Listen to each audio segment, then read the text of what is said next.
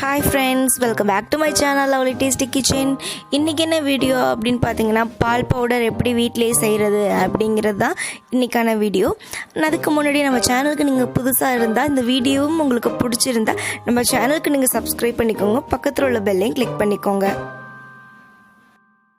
இப்போ நான் என்ன பண்ண போகிறேன்னா, பசும்பாலை எடுத்து வச்சுருக்கேன். பசும்பாலை நல்லா ஊற்றி அது நான் சுண்டை காய்ச்ச போகிறேன்.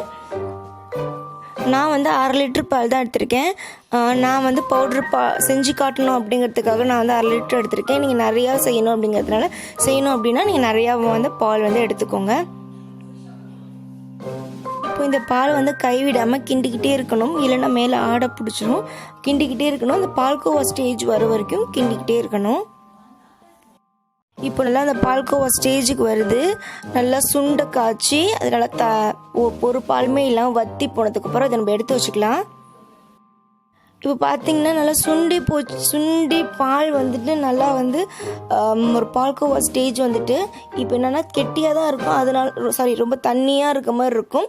அதை நீங்கள் தண்ணியாக இருக்குன்னு சொல்லிட்டு கொஞ்சம் கிண்டிக்கிட்டே இருக்காதீங்க. அதை எடுத்து வச்சோன்னே நல்லா ஆறுனதுக்கப்புறம் நல்லா கெட்டியாகிடும். இதை நீங்கள் அப்படியே வெயிலில் காய வைக்கணும். அது காய வைக்க ஒரு 2 நாள் ஆகும். நல்ல வெயிலாக இருந்தால் 2 நாள் ஆகும், இல்லைன்னா 1 நாள் ஆகும். அதில் காய வச்சிடலாம். நல்லா நான் காஞ்சிடுச்சு, 2 நாள் காய்ஞ்சிச்சு. எனக்கு காஞ்சிட்டு நான் மிக்சியில் பொடி பண்ணி நல்லா வச்சுக்கிட்டேன். அதை நல்லா பெரிய சலடையில் வச்சு நல்லா சலிச்சுக்கிட்டேன். இது நம்ம கடையில் வாங்குறதோட வீட்டில் செய்யும்போது, நம்ம கண்ணுக்கு நேராக செய்யும்போது அது ஒரு நல்ல டேஸ்ட்டாக இருக்கும். இதில் நீங்கள் தேவைன்னா பவுடர் சுகர் ஆட் பண்ணிக்கலாம். அரைக்கும் போது நான் ஆட் பண்ணலை, நான் அப்போமா பால் யூஸ் பண்ணும்போது ஆட் பண்ணிக்கலாம்னு சொல்லிட்டு, நீங்கள் தேவைப்பட்ட பவுடர் சுகரும் சேர்த்து நீங்கள் மிக்சியில் அரைச்சிக்கலாம்.